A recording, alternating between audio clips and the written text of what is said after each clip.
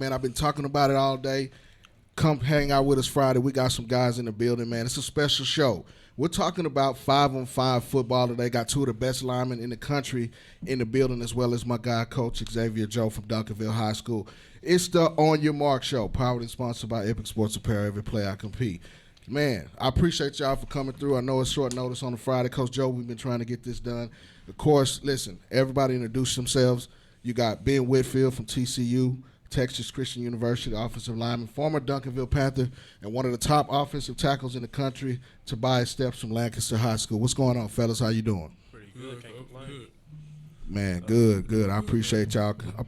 Tapping in, man. But before we get to you guys, Coach Joe, we got a big event coming up tomorrow. Texas Titans Elite 5-on-5. Now, 5-on-5, if you don't know, is caught on nationally, not just right here in the Metroplex. It's actually, Texas might be a little bit behind. And I'm sure you guys can agree with this. For linemen in the offseason, it's scarce for, camps, things for you guys to do. 7-on-7, of course, the skill guys get all the love. They can go anywhere and play 7-on-7, but this is something big that's about to take off. Coach Joe, talk about that a little bit, what you got going on. Man, first of all, I'd like to say, just to clear it up a little bit, Texas Titan is more so on that offensive line in 5-on-5. It's you versus you versus that opponent for the most part. So everybody on the team is his own Titan. So it's Texas Titan Elite. Not so much Texas Titans as a team, but I really wanted to formulate this thing to bring light to the offensive line and defensive line positions to move the skill forward. Quarterbacks, running backs, linebackers, DBs, they get to work on their skills year-round. And linemen, we don't get that opportunity. We push trucks and do tug-of-war and all of that, but we don't get to set on guys. We don't get to do those different type of things. And I think 5-on-5 will really help us catch along with our skill up front and move the offense and defensive line position forward. So that's my biggest reason for doing it. Making a light out here in Texas for 5-on-5 is real big in Cali, real big in Utah, is really getting big in Georgia. And there's some very elite teams out there, and I just want to put together a team in Texas to put on for the state. So that's where the idea came from. Well, definitely, it's Cali, Utah, and some parts of the South.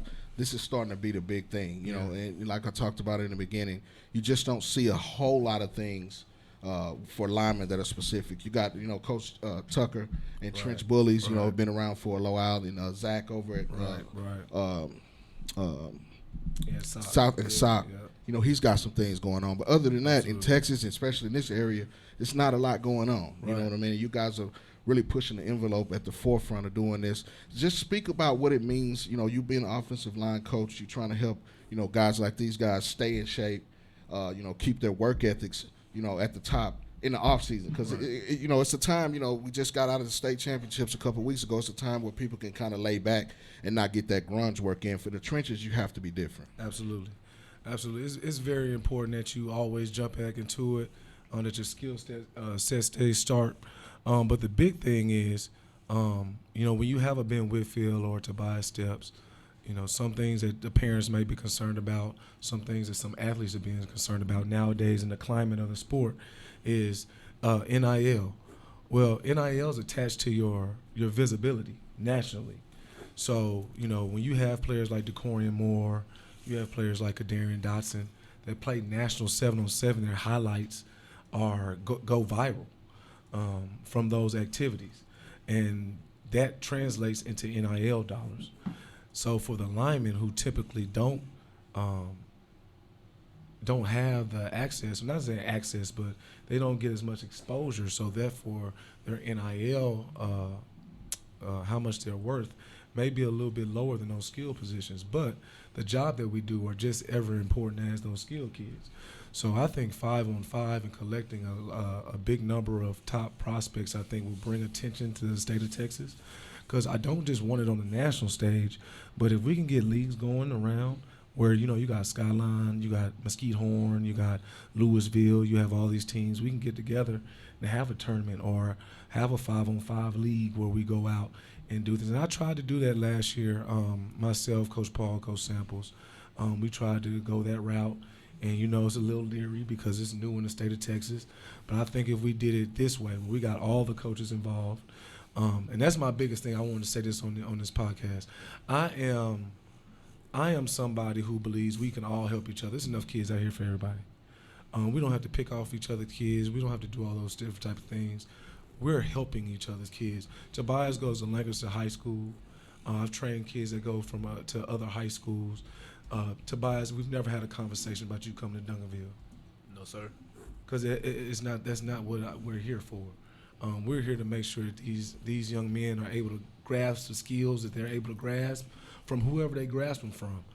Because we have some great coaches out there in the state. It's not just me. Like you said, you name Zach, you name Tuck. You know, you got guys like Tank. You got guys like Coach Shelton. You got guys all over the state in the Dallas area. And I don't mean to not name names. I've worked with tremendous offensive line and defensive line coaches all over the Metroplex. But I think if we band together and say, hey, you know what? Let's bring all the best that we got. Let's go compete with the nation's best. And then when we come back home with a national championship or the exposure that we need, and everybody else can pick up, where they left off. But I think if we all come together and say, hey, man, let's put this thing on for Texas, and get the best of the best out there, have a showcase. Because, it gives me power when I have some of the best athletes in the state. When I go there and there's rules that I don't like about the 5-on-5, that we can kind of shape this whole thing together, because I know coaches have some concerns. I've spoken to some of these guys' trainers. Their trainers have concerns about 5-on-5. Well, if I have some of the top athletes and I go to an event, I have some power there. Hey, we're not going to do it like this. We're going to make sure it's done the right way. So then when we do bring it back home, we have a finished product that's safe for the kids, but also beneficial for the kids. And that's what it's about. It's about our kids and putting our kids on. It's not about one coach getting highlighted. I just jumped in the water and said, hey, let's go do this.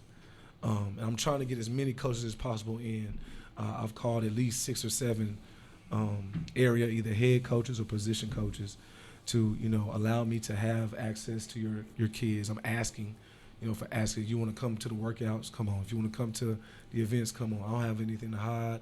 I'm not trying to change anything. It's really just an avenue, I think, that can push our position forward. Selfishly, offensive line position, push it forward in the skill set that we need in order to be successful on Friday and Saturdays. Now, how big of a thing is it, with you guys' group now, the exposure piece? You mentioned, how Corey and some of those guys get the exposure that they get from 7-on-7. This is something that, could push you guys to the forefront, push guys like Tobias and Ben, when they're still in high school, right, to college coaches. Because right, that's the name of the game. It's exposure. Yes. The height of social media is at an all-time high when it comes to exposure. The right kind. Right. You know what I mean? How are you guys pushing the envelope with that? And we're pushing the envelope with that more so like I push for a lot of these camps, the exposure camps. Also, I push for those college camps. I've been an advocate of the mega camps at TCU. I've been an advocate of the SMU camps because they have so many colleges in one space. But some of the feedback that I get is, Coach, I only got 2 reps. So you have a kid that may have a P5 body, but he only gets 2 reps. And you may not never see that kid again. Whereas if he's on a 5-on-5 team, you have a tournament. You have a large number of reps that you get to show your skills in. Right. And rather than I go to this camp, I might get 2 reps, I might get 3 reps. Depends on what high school I got on my chest. Might depend if my coach is with me or whatnot, or who's with me or travels with me. Those are things or some of the feedback we get back from those kids from those camps. Where if you are on a 5-on-5 team with a Ben who's a USA All-American, you're on a team with Tobias who's a USA All-American, there's going to be a lot of eyes on that one team. Yeah. And so for guys who may not go to those schools that get a whole bunch of visits from schools, having an elite team around like the 7-on-7s, they have it all the time. Those guys get that exposure. They go to college visits. They travel, and they get to see the nation. I want to give the linemen also that opportunity to be able to do that on a larger scale, not just the ones who get picked for Under Armour All-American or the kids that get picked for USA Army All-American or even all these other type of all-star teams. Some kids are still underneath the radar, and they need some help. And that's also a piece of this 5-on-5 that I think is really, really beneficial for the kids. Now let's talk lineman-specific things. You've been, offensive line coach. Coach is a back-to-back state championship 2 times, winner. baby. You know what I'm saying? 2 times. We're gonna get to that. We're gonna get to that in a little bit. But before we leave this, some of the things that make offensive linemen great. And then listen, I'll get you guys. I'll let Coach go first, Ben, and then you, Tobias. What are some of the things that you can tell, the audience, these young offensive linemen? Coach Joe was at a prep red zone camp with the next up middle school guys, and that was instructional. What are some of the things that goes into being an elite lineman? The first thing that goes to the elite lineman, unfortunately, is you got to be big. Got to be a big old dude. Right. They want big human beings. Right. And that big can look different. Right. TCU is known and SMU is known to get some longer, slender linemen. But then you have those schools like in the SEC are going to want those bigger, wider, bulkier bodies. Right. But, if you're looking at – and I'm just saying this because my best offensive lineman this year was my 5'10", 280-pound center. Yeah. Damian Martinez. And Right. he's probably the best center I've ever coached. Right. But, me and Damian had to have a conversation that a P5 probably isn't in your future. Right. But him being an academic kid extremely helps him to have options. He's going to get a full ride Division II scholarship. Right. He'll get a full ride Division III scholarship and be able to come out just like a P5 guy with no debt, Right. no college loans, Right. and be able to start basically, his life free once he graduates college. And Right. that is the real goal. Right. Last year, to get off subject, last year, out of our starters, 4 out of the 5 all got equaled out in their money, which means they may have not have all got an athletic scholarship, but some of them got partial academic and partial athletic scholarships. Right. But almost every senior that we graduated outside, I think of 2, got a free ride to school and they won't have to pay for anything. Right. So what skills are, size, work ethic is huge. If you are big and walking can chew bubble gum and you have a little bit of an attitude, you got a shot. Right. You got a shot. Right. Just because large humans are hard to find. Right. Especially ones that can move That's the key. quickly, Right. and then be able to have the temperament to do it over and over and over and over and over again. So if you have those attributes, you can pretty much be formed into a Division I college football player. If you are outside of that, then you have work to do. But if you don't hit those metrics, it's still a place for you to play football. Absolutely. Still a place for you to play football. Just because it may not be Texas A&M, it may be A&M Commerce. It might be Stephen F. Austin. It might be A&M Kingsville. It might be Lamar. Right. And those are, and the climate has changed as well to where it doesn't matter where you go to school first. There's guys going to Western Kentucky, getting numbers, getting in the portal, Leveling and now up. they're P5, they're leveling up. Right. So now the portal does hurt kids, but it's also helping college kids be able to move forward Right. and move up and level up Absolutely. through hard work. So there's different avenues with what's going on in the climate today. Yeah. And I just think that if you're willing to, as a parent, to think outside of the box, my kid didn't go to Oklahoma. Well, maybe he should go to Northeast Oklahoma. Absolutely. Put up 4,000 yards passing or Right. or dominate and start for 2-3 years there, and then come out with 2 more years of eligibility and be able to level up. Maybe that's the plan. Right. Maybe that needs to be in our plan. We have kids that are late bloomers. Absolutely. Maybe they might grow 2 inches in college. You don't know. Absolutely. He might be 5'10" now, but he might be 6'3" Right. when he turns 20, 21 years old. Right. All those things come into play. Right. And so we have to be able to look outside the box, and we have to be able to adjust to the climate of today and kind of get out of our old ruts and say, what can we do to help our kids and what's going on now? And, not to pick, but 5-on-5, I really think is another area in which we can help our kids get more national attention so those schools will take more chances on them. Not only that, they're getting more skill work. Reps. Reps. Right. And that's really what it is. When I Right. first met Tobias, what was that? When we met over there in Duncanville at that spot. It was 2020, sophomore year? Yeah, 2022, It was sophomore year. 22.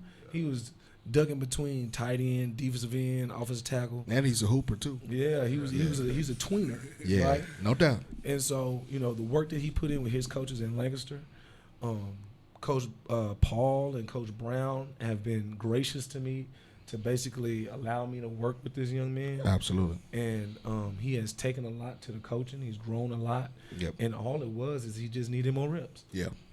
You know, he just needed more reps. That's all it was. And that's all that this really is, getting our guys more reps and better at doing and more comfortable in those situations of, I got this dude coming at me full speed. Right. You know, those things I think will really help the position move forward, not only in high school, but also on the next level in college and filter on into the NFL. Well, I think that's, what makes both of these guys special. It's been a while since I've seen Ben. He probably don't remember it a couple years ago. But, I recently saw Tobias a couple times this year. And, following Tobias for a little while, I can see the transition, especially when I came to see him in the spring and then again in the fall. He's legitimately put up the numbers and the type of the stats that you want from that type of guy. Absolutely. The money position on the offensive line is the left tackle. Left tackle. You know what I mean? And that's the guy. You know what I mean? And he was the guy for Lancaster, and Ben was that guy a couple of years ago. He's got a state championship ring as well. Let's talk to Ben first. You're at TCU now. Talk about the process of getting to TCU. I always want to know when you get to college, what was that aha moment? Tell these listeners, these guys think, Coach, you know this and you know this. They think that the grass is real green over there, but there's some work and things that go behind the scenes that you have to know that you don't know until you actually get in the trenches and experience it. Oh, yeah. Being in college, yeah. So when I first got there, summer 2023, it was hard for me, because I was still trying to get adjusted. In those 6 months off that I did, I really didn't do much. My body had kind of shut down, from not being active like I needed to be. And then when I got there, that summer killed me, But when I got to fall camp, that's when I really, started to put on, started to show what this man could, what he taught me from those last 2 years that I was there, building me up to be not only a good football player but be a man, like teaching me how to grow up in a sense, and that's what put me on, Rickard, that kind of opened Rickard's eyes, okay, we can probably do something with this kid, So I'm like, okay, let's see what he can do. He started putting me in a rotation. I came in as a 3, I was a backup. I was a backup's backup. And, I started moving up, started getting reps with the 2s, then I started getting reps with the 1s. I started, moving up in rank. And then I actually got to the point to where I started getting playing time. So it's not easy, but when you work at it and you actually put the time in and show your coach that you actually want to do that and you actually love the game, then he'll say, okay, we can take a liking to this guy, and see what he can actually do, because he proved to me, and not only me but the other players, not only that he can actually do this and he actually want to be here. Right. You know what I mean? So that's all I gotta say. Tell me about your mindset, because you mentioned coming in, kind of being overwhelmed at first, then you come into the fall. Now you're kind of better acclimated, but you were a starter at Duncanville. You were state champion. You multiple playoff runs. Coming into college, you had to actually work for it now. Yeah. What's your mindset? And tell these young kids and parents what that mindset, work ethic has to go into. Because you mentioned it, and I can see it. And you're talking. You built yourself up to where you're getting reps. You're at a Power 5, Big 12. All of these type of things, like Coach said, bullets are flying fast and furious there. Now you're in the mix, you know what I mean? So, talk about your mindset and, the work ethic that went behind that. Oh, for sure, yeah. Coming out of high school, like you said, starter, state championship, got a ring. What else? U.S. Army All-American. Absolutely. Yeah. Well, let me say this real quick. I'm sorry to interrupt you. Go ahead, Coach. Ben wasn't built like this. Ben worked. Ben would show up at 6:30, 6:45 in the morning for the extra lift. We would be doing coaches meetings, and we look out the window and we say, "Who's in the weight room?" It's Ben Whitfield. So this process has been a long way off. Ben didn't start until his senior year. That he went from a non-starter to a starter to an All-American. And this happened in 4 or 5 months. So that work ethic was instilled in him already. It came already built in. Right. So, that was something I didn't have to do. I just set the workout out there, and he was going to go attack it. So I think that's another reason why Benjamin Whitfield has been so successful at TCU, because he is going to show up and he gonna do the work. And that's why I think him and Tobias are gonna be a great tandem there, because Tobias is always finding the work. Right. Always. If he not working with me, I saw him working with Logan. I see him working everywhere. Right. And I don't care. Right. He getting the work in. Right. So I didn't mean to interrupt, but No doubt. So kids know back home that Ben just big. Ben was 190 pounds. And he wore big 75, coach, 175. He had big old baggy jeans, and so it wasn't like you looked at him and said, wow, he's going to be this. He worked himself into that. Right. He worked there too, but he had some measurables there a little bit too. Yeah, you know what I'm 6'4" saying? doesn't help. Right. That's what I'm saying. Yeah. No, I mean, only reason I'm saying that because I saw Ben before he started. Right. You know what I'm saying? And kudos to you for the work. But there's some measurables that went along there. Both of these guys have the measurables part, but you have to actually, put in the weight room, the running, the things that you're talking about, the intangibles that go into it. Some guys wake up with some stuff that they already have, but when you team them up together, that's what the success is. Mm-hmm. You know what I'm saying? And, kudos to you for doing it. But, exactly what you're saying, that's the recipe for success. But a lot of times, people see what you guys don't do on the outside and see you on Saturdays, performing at a Cotton Bowl. You guys, TCU went to the national championship year before. They see that on TV and it's the glitz and glam, but they don't see the hard work. And that's the thing we're trying to bring to the table with that. We talk about this on the On Your Marc Show every week. How do you get recruited? What do you need to be doing? How do you pick camps? Those are all the things that we cover on a weekly basis from some form of fashion. But so tell me what the outlook is this year on the off season. How are you mentally getting ready for that? Because now, the season's over. You're back to school now. Mm-hmm. Spring is here. You'll be in spring practice pretty soon. So what are you trying to work on now? Right now, for me, I'm just trying to really brushing up on my skills, get more technically sound. I gotta, drop some weight, and I gotta get faster too. So that's really what my mindset is right now. Just, dig in, hone in, so I can be ready for the season that's upcoming. You know what I mean? Because I got a lot. I got a lot of shoes to fill, and I got some big shoes to fill. You know what I mean? So just at this point, it's like growing. Right. I'm in a growth stage right now. Right. Because I came in as a freshman, saw like, okay, this is a lot faster than high school. So you got to be in a mind state and in a physical state to be able to keep up with the pace. You know what I mean? So that's really where I'm at right now. Absolutely. Well, man, listen, I've been keeping up with you, man. Congratulations, first of all. A lot of people don't make it this far. Mm-hmm. Continue to do it and continue to have success and get that education because, that's the big thing. You know what I mean? Now, let's talk to Tobias. Listen, Tobias Steps, one of the top offensive linemen in the country, definitely in the state of Texas, Lancaster High School. Lancaster is known for very good football, nationally ranked track as well, girls and boys. But Tobias is one of the top left tackles in the country. First of all, man, appreciate you coming on. But let's talk about the season a little bit. You guys came in with a lot of expectations over at Lancaster.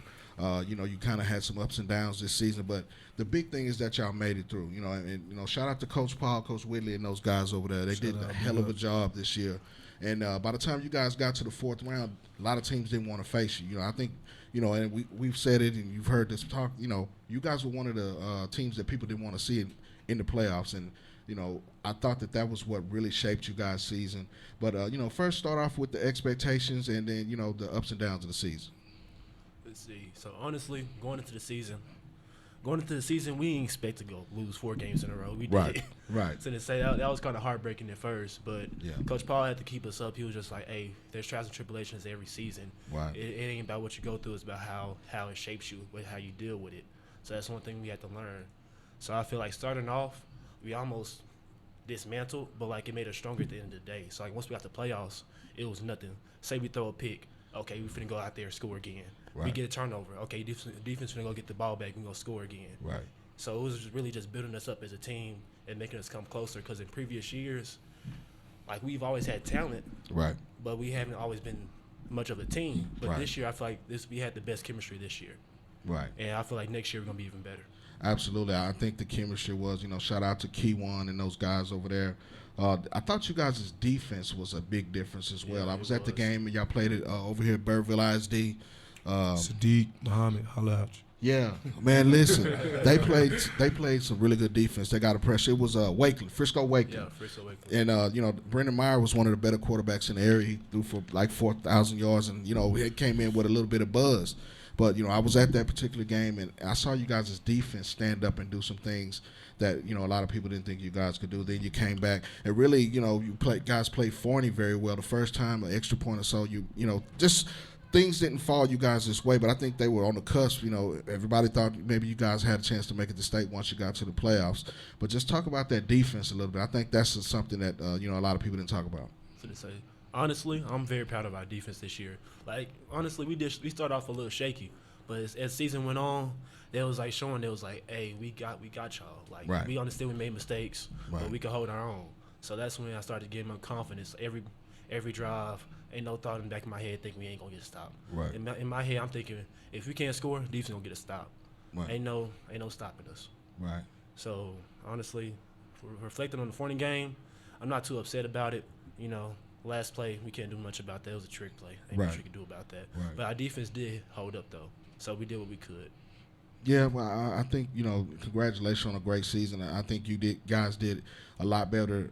Starting off with the rough patch there, and sometimes it just takes teams a while to gel. You know what I mean, to find the right things that work for you guys. Shuffling quarterbacks in, a lot of things going on. That continuity, it takes a while to get to where you're in the right state of mind and the right focus to go forward. And a lot of times, if you're not in the trenches with these guys, you don't understand that. And kudos to you guys for not listen to the outside noise, because that could kind of derail a team and get in there. The closeness. Yeah, it was pretty difficult. Yeah. So to say you had family members, sometimes like I had quarterbacks talking about leaving. I mean that's another story. Right, absolutely. I got a little too deep. Right. But yeah, it was just a lot going on.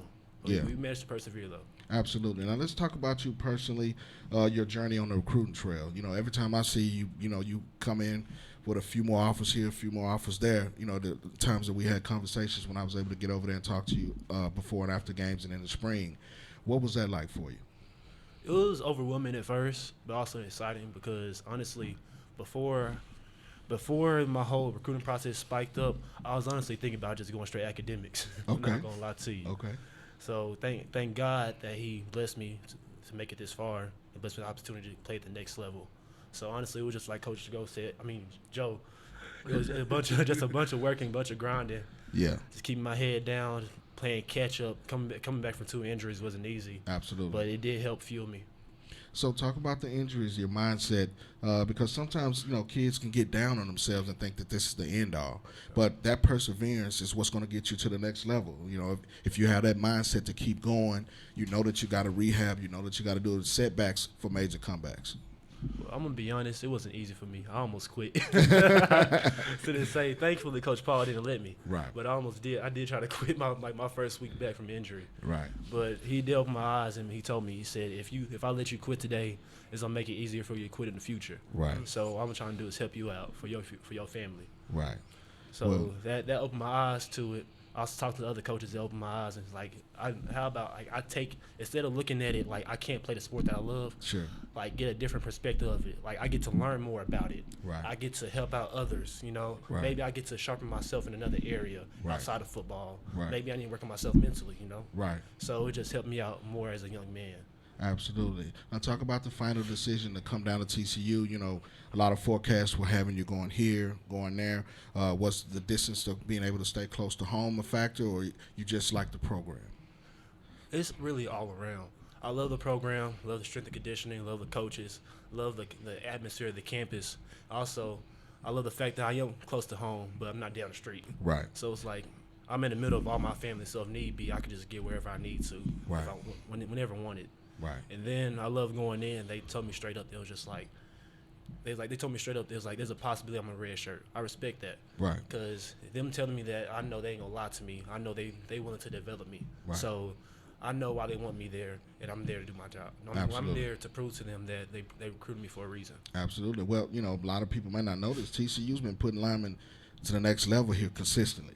You know what I mean? It's nothing to sleep on. And then, like you said, the days, and Coach can tell you this, the days of the red shirt are almost obsolete. The people don't want to come in red shirt. Back in the day, that was you knew you had the red shirt. There's a level up that you have to, like being said, you have to get adjusted to not just your schedule with the football life, but you got to academically. You got to go to school. Ain't nobody there to get you up for the 8 o'clock class, is it? That's the thing that people don't talk about. You know what I mean? And getting used to the coaches and everything is on the hop in college. You know what I mean? And most high school programs as well. But let's switch gears a little bit. I can't let y'all leave without talking about state. You know what I mean? The last couple of years. You know what I mean? Anybody that asked me, I already knew it was going to be North Shore Duncanville. I wasn't worried about that. You know what I mean? And honestly, I like to see it because it's the best. It's the best football. You know what I mean? When you get to state, sometimes you get to these state games, it's very lopsided. You know what I mean? And I might be going to halftime. You know what I mean? but unfortunately, you guys have been on the winning end the last 2 years. Tell me about that run the last 2 years. You guys have had a collection of players that have gone on to play at the next level. But I think it's also a combination of both that and the coaching. You know what I mean? A lot of things said around, the coaching is this, and you got athletes, and you don't have the coaching that goes with it. Well, that's a flat out lie. The proof is in the pudding. It's documented. Well documented the last 2 years. But let's talk about that state run. You got it again this year, which was probably one of your best teams. We have the blessing of having, we went 5 times, and that's a very consistent pace to go to the state championship and to be in that game 5 times out of 6 years. And the first year, we were so tense because we hadn't gotten over that mountaintop yet. Right. And it's still that doubt, are we good enough to do it? Right. But that year, at least on the offensive line, everybody knows about the Western team, but on the offensive line, I had a bunch of savvy vets. Right. I had a bunch of savvy vets. I think we had 4 seniors. We had 4 seniors. On the first one. On the first one, Right. 4 seniors, and then the starting right guard was my starting center this year. Right. So we had a very savvy group. So that last year, they pretty much put it on their back and said, we're going to go make this thing happen. And this year, leading into this year, I told myself and the coaches and everybody, I'm going to enjoy this one. We had no doubt. This year we had no doubt whatsoever. We felt like we was champions from July. Right. We felt like we were ahead of the game. We felt like we prepared. We felt like, we were 2 or 3 steps ahead of the rest of the state. Right. Just in our preparation. And so I really feel like we didn't get any doubt until DeSoto, and we needed it. Right. We needed that doubt, but we had 0 doubt whatsoever. Right. Well, that was my next question because I had a chance to talk to Corey and Keelan at 707 at Grand Elite a few weeks ago, and I interviewed them, and they both said the same thing. That was like the reset button. It's not that they were big-headed, but they just felt like they couldn't be beat at that particular time. We had no fear whatsoever. Right. No matter who it was. 14, people when they went up 14 and all of that. What was it? 2000. It was Caden's sophomore year. Yeah. DeSoto went up 14-0. I want to say it was 21-7. Right. It was 14-0. Yeah. And they looked like they was about to run off. Yeah. And then we were just able to collect ourselves and march back into the game. Right. So there's never a doubt that we can do that in any game that we play. And a little bit, just a little inside information. I feel like the kids sometimes look for me as the heartbeat, as far as the temperament by which we go out there and play. Right. I coach really aggressive. Right. They gotta feed off of that. Joe, what we on today? Joe, what we on? And when we was in that rainstorm, and I was under there, and it looked as if they didn't want to play the game. The Friday night. Right. Right. We was trying to figure out how to get out of the game. Right. And I took that energy, and I probably before we went out on that field on Saturday, that locker room was lit. Right. We was on it. Right. We was ready to play. There Right. was nothing like we weren't ready to play. It just, Right. we went out there and what needed to happen to us happened to us. Right. We needed to be set on our tail. Right. And that's proof in our playoff performances because they're some of the most dominant performances. Dominant. I was at the North Crowley game for sure. One of the most dominant performances throughout the entire playoffs. Right. With that level of competition. Right. That was a very good team. Yeah. Absolutely. That was a very good team. No, shout out to Coach Gates and they were a really good team. Even Westfield was a Absolutely. team. Yes. Number 21 was a dog. Yeah. He's got. Yeah. So I mean, these are historically good team. Right. In the state of Texas. Absolutely. And we were able to dominate through the Woodlands is another dominant team in the state. Absolutely. Right. So, we was able to go through there and dominate a North Shore, which, you don't ever think you're going into. Right. You don't think you're going to be 21 plus up on Right. North Shore team. Right. Right. But I just felt like that loss to DeSoto really said, hey, man, this is possible. Yeah. If we go out there slipping and not prepared, Right. this can happen. Right. So our key word was, we're going to be disciplined and we're going to have a sense of urgency. Right. We took the speaker out of the weight room. We took the speaker out of the locker room and said we're going to focus on the little things. Right. And that's exactly what we did. Right. Guys started showing up to the supplemental lift. We almost had our whole starting offense in our, volunteer 645 lift. Right. To where we didn't have to lift during the period. We just went straight outside. So that allowed us to get even more reps and more prepared for that week because the kids really responded to that. They didn't hang their head. Well, we did hang. We're not gonna lie. We were sitting in meetings like, man, we sorry.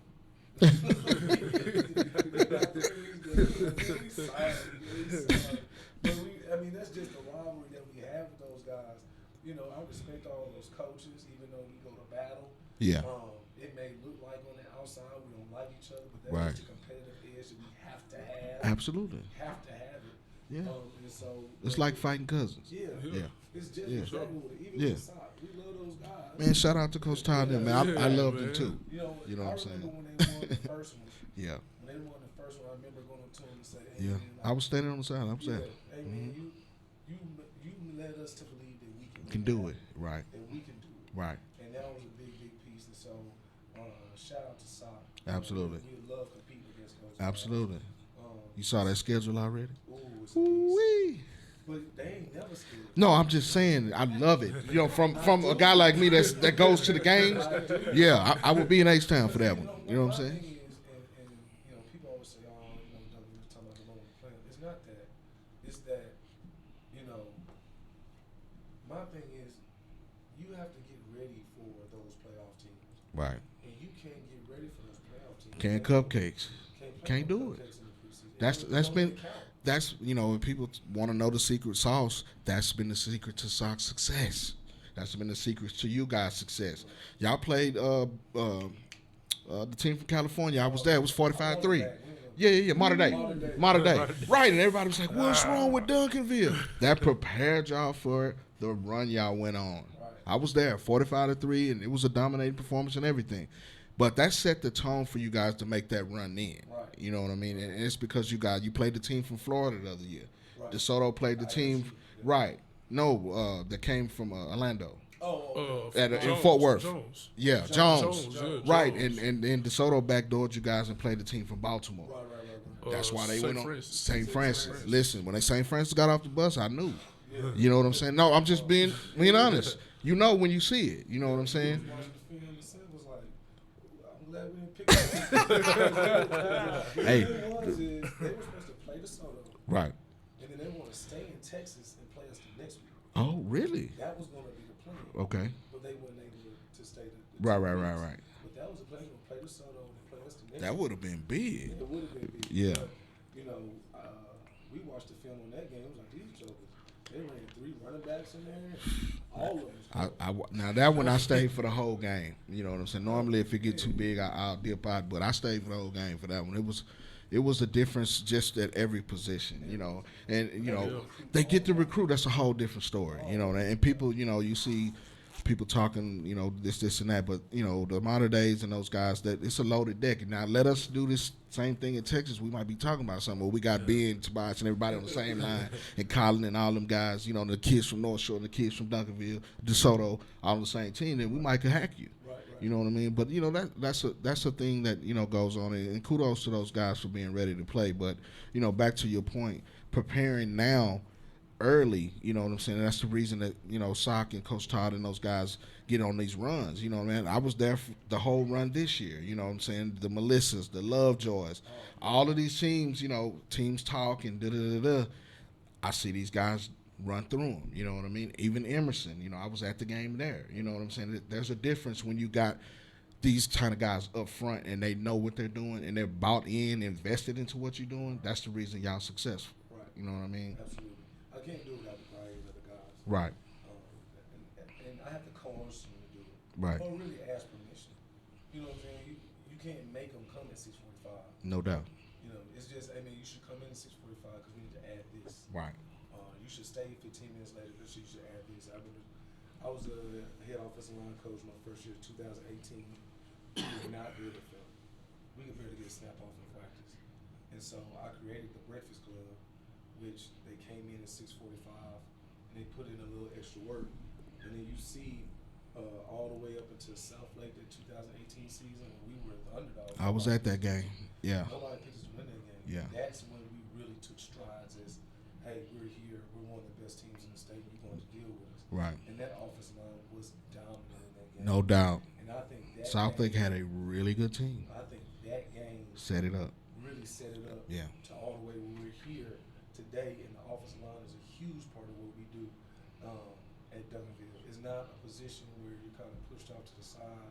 It's something where we look, even Coach Samples. Coach Samples is really the personnel guy at the program. That's probably the biggest thing he does. Now, I get my suggestion. Right. You know, we go head to head sometimes. Right. You know, we just the same type of guy. But he is invested in, okay, this is what's going on in the offensive line. I want to see this. I want to see that. I want to see this. Right. And so it's my job to make his vision come to life. Absolutely. And so I work my hardest to make sure those kids work their hardest so that vision can be realized. Because that's why I took this job. I didn't take this job to be in Duncanville High School. I took this job because Reginald Summers was the head coach. No doubt. That's why I took the job. And Right. he would teach me how to build a championship program. Sure. And when we got there 2-8, they were 3-7 when we got there. We were 2-8 our first season, and then it's grown from there. So I've Right. seen 2-8 to 15-0, Right. 15-1 back to back. Right. So I know how that's built, and a lot of that had to do with the offensive line because everybody in Dallas has skilled kids. Right. Everybody. Right. You go to Campbell, you go to Carter, you go to any school, you go to Rose, you go to any school in Dallas, they're gonna have three dudes that can go get it. Mm-hmm. But what makes the difference and what makes an elite program is the offensive line. If you do your research in state championships, you look at Dent Geyer, South Lake Carroll, Katy, Alito. Salina, Yep. Alito. All these teams have elite offensive line coaches and offensive line. Absolutely. Every last one of them. Right. And they all have multiple state championships. Absolutely. So to me, that the key factor is the offensive line. Right. Because you'll have guys on the defensive line that can play. You'll have a linebacker too. You have some secondary. Everybody doesn't have that offensive line that keep the quarterback clean or break the running back free. And I just knew that doing a little bit of research and looking at these teams that are consistent over and over and over and over again, all of them have tremendous offensive lines. And so I just wanted to be the very best offensive line coach I could be. Go where I need to go, talk to who I need to talk to, clinic who I need to clinic with, to make sure I gave my guys the very best they could possibly have. Now, I didn't take everybody's stuff. I just took what I think could cater to each one of the individuals that I was coaching. But I'm not afraid to go chase the information. I'm not the smartest guy in the world. Yeah. Anybody can teach me anything. I've taken from everybody, and everybody takes from everybody. Yeah. I don't feel a type of way when I see a drill I've done on it. I don't care because I'm gonna use yours. Like, this is all about the community. Right. And with me, it's all about the love. Right. You know what I'm saying, of the game, and how can we as coaches, we as a community, push these men forward, push our game forward, going into these next years, because people are fighting against our game. Right. They don't want us to play our game. And Right. if you look at California, it's trying to ban tackle football until 12 years old. Mm-hmm. Well, they're probably getting some type of injuries with these kids because the proper technique isn't being taught. That's what I was about to say. Right? So, I deal with youth a lot. I see a lot of trainers starting to dip down into the youth, taking 6th graders and 5th graders and training them. This is only going to help our game Right. be safer, be cleaner, and more technical. So we'll eliminate some of those injuries that we see in young athletes. So that's really was a big catalyst as far as offensive line play. Being an offensive, I'm a defensive guy. Mm-hmm. When offensive line coach come see me coaching, like, I thought you was a D-line coach. Right. No doubt. Because I was a defensive end, linebacker, safety type guy. Right. And I moved over to the offensive line and fell in love with position. Right. It's a selfless position. Yeah. It's the most selfish position you could possibly have because nobody's gonna call you. Right. Most people are gonna remember your jersey number. No doubt. With that grunt work that's put in to that quarterback and make those passes, and then running back and be a 5-star. It's a lot of work that goes up front for that to happen. And so I just want to highlight those guys because there's no other position that I feel like on the football field that really gives a light to what it is to be a man. Right. A man. Right. You know what I'm saying? Yeah. Everybody's not going to be, hey, you're doing a good job. Everybody's going to be like, oh, I appreciate you bringing the money. Everybody ain't going to be happy all the time. And you still have to be able to produce. Right. You still have to be able to go out there every day and do the best that you can, grow every day, so that you can come home and be the best father, be the best son, be the best, man that you can be, or young man that you can be in your household. And I think the position of offensive line is no better breeding ground for that, because they know what it's like when you jump off sides and you get dog cussed. But you had just made a great play. Right. Yeah. Just made a great play. Nobody says say great blitz man. They just say, hey man, why you jump off side? Yeah. Hey man, why you so dumb? You see outside linebacker blitz. That's all they Well, listen, man, I appreciate y'all coming through. We running out of time. Listen, follow my guys here, Duncanville High School, course tomorrow, 9 o'clock registration. Come out, man. Check it out, man. Follow Ben, follow Tobias as their journeys at Texas Christian University at TCU. See us here Wednesday, live from the Fishbowl Radio Network, the On Your Marc Show, powered and sponsored by Epic Sports Apparel. Follow my guy, Maynard Mike, on Instagram, who's going to take us out. We'll holler at you Wednesday.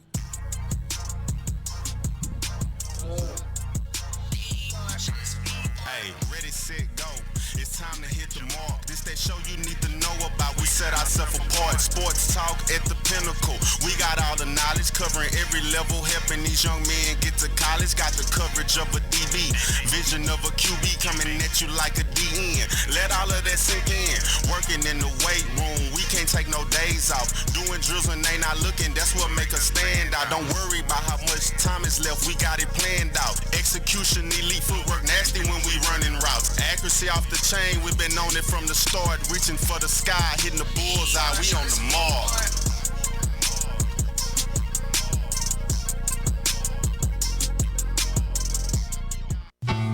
Hey, check out the Review with Joint Company radio show, broadcasting live each week on Mondays at 7 p.m. from Fishbowl Radio Network studios at Globe Life Park in Arlington, Texas. Log on to hear book reviews with best-selling authors, new authors, and authors you choose. Be sure to log on each week on Mondays at 7 p.m. to catch the Review with Joint Company radio show. They would love to be in the midst of your company. Come on, jump in. Podcasters, the name of the game is to get more visibility for your podcast so you can gain more credibility with your audience, thus more profitability. If you're ready to start syndicating your podcast and massively grow your audience and influence,